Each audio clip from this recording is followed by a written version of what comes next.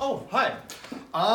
We, Barcotec, have been making repairs for 30 years now, and we were pretty curious 3 years ago as we started the business with RealWear, what will happen with the RealWear HMT in the field and what kind of damages we will see. And we got a very special device now.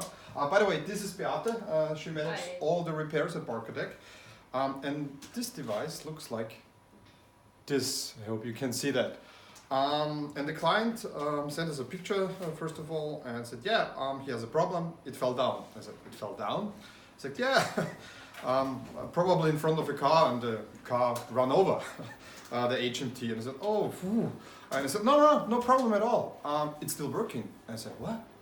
And it's still working. Unbelievable or not, because only the protective glass is broken in that case. My camera, navigate back. So it's still working. So if your HMT gets kissed by a car, don't worry, you can move on with your work. Take care.